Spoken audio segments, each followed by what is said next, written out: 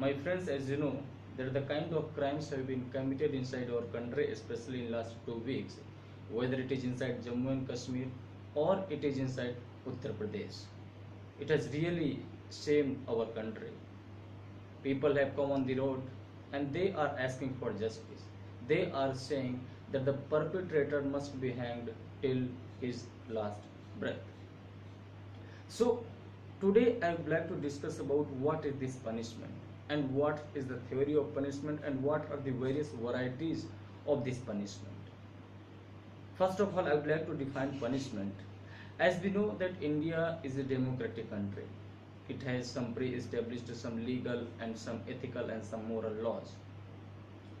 What happens when you are any person who tries to break down these laws, who tries to infringe with these laws, then what happens? We give a kind of physical or mental pain to that person. So we can say that whenever any person breaks the law, whenever any person breaks the moral principles or the ethical principles, those are pre-established in the society, then we give a kind of physical or the mental pain to the person who breaks this law. If you see the various varieties of this punishment, so you would find that there are the most significant, there are the three varieties of this punishment. The first, which is known as the retributive form of punishment. And what happens in this retributive form of punishment? Let me tell you that this form of punishment is completely based upon the revenge. It is completely based upon the tit for tat.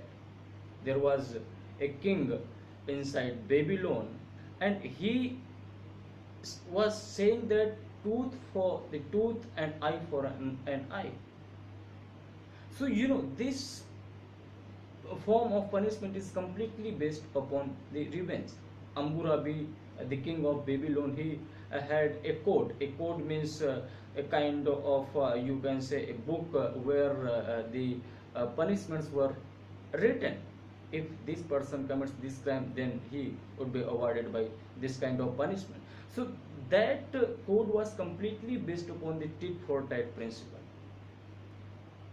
But you know, actually what was the basic problem of the code of Hammurabi? That just assume, as I have told you, that the tit for tat and eye for an eye.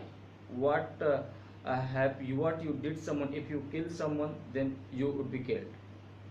And let me tell you that Hammurabi, he also had a kind of a pillar, a pole where the laws were written, so that the people who were passing by, they could read actually what is written. So you know, however, so many numbers were not literate at that point of time, but whosoever was literate, he could know that actually what are the punishments, so that the most of the people, they could disassociate to themselves by the crimes.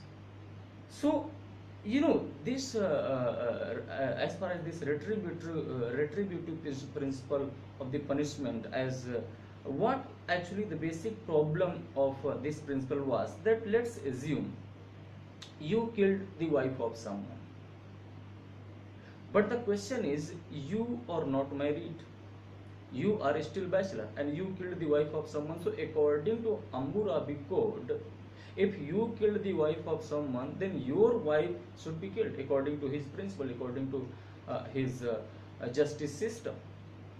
So the problem arises there. Just take one more example. Let's say you can say broke the leg of someone, but the condition is there that your leg is already broken. So this was the basic problem of the Hammurabi code, that how to provide justice to the people, you know, if these are the conditions. The second form of the punishment is known as the deterrent. And what is this deterrent? As you know, the word deterrent, what is mean, you know very well. This deterrent, there was a man, the way with respect to retributive form of punishment, there was Hammurabi. In the same way, a man was here with respect to this deterrent one. His name was Mackenzie. And what he told, you can understand this entire deterrent form of punishment by this statement. What he told, that you are not being punished because you have stolen a sheep. You are not being punished because you have stolen a sheep. You are being punished so that other people could not dare to steal a sheep. So the basic concern is there that this form of punishment is based upon the message. Message is more significant.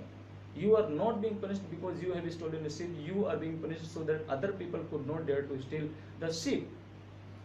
So the thing is this, that this form of punishment want to deliver a message to the society so that people could be afraid and they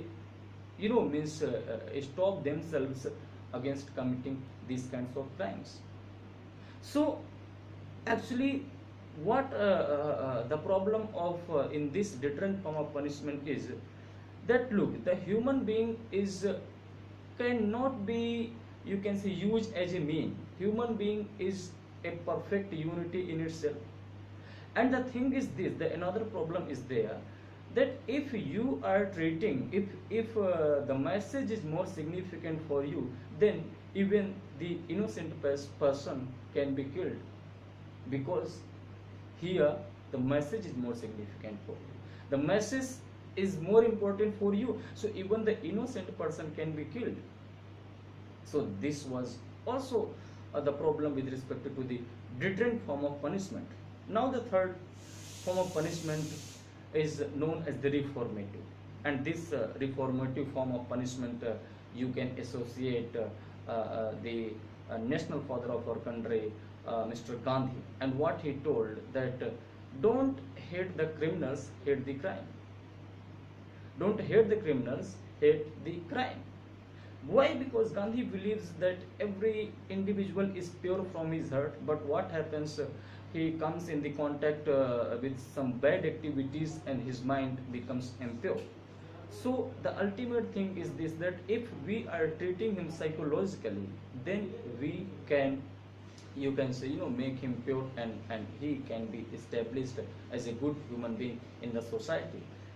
But the way these two forms of punishment have problems, in the same way this form of punishment also has the problem that let's assume any person commits the crime, and if any country believes in this form of punishment, in reformative form of punishment, then what actually the system is going to do with him or with her, that he is not, let's say he killed someone, but if we believe in the Gandhian principle, so it does mean that we are not going to kill him, we are going to reform him, because we know that he is pure from his heart.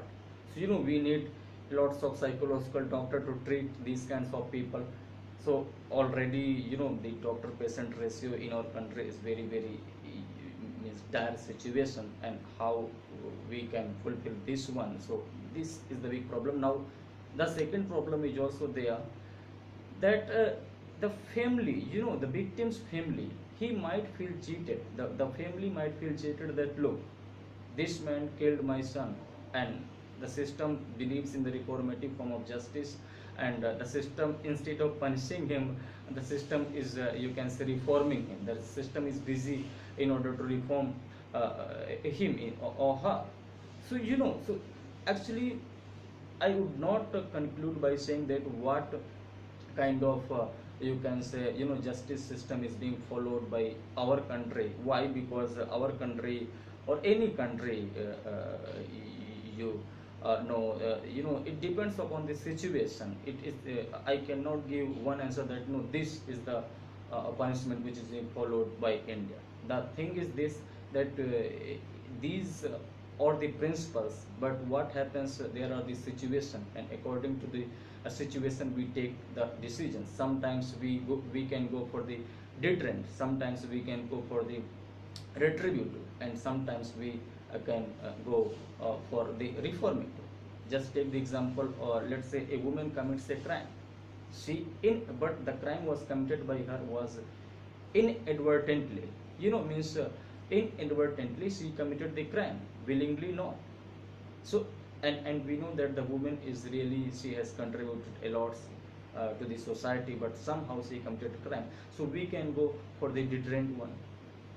what happened in the Nirbhaya Kand, it was not reformative.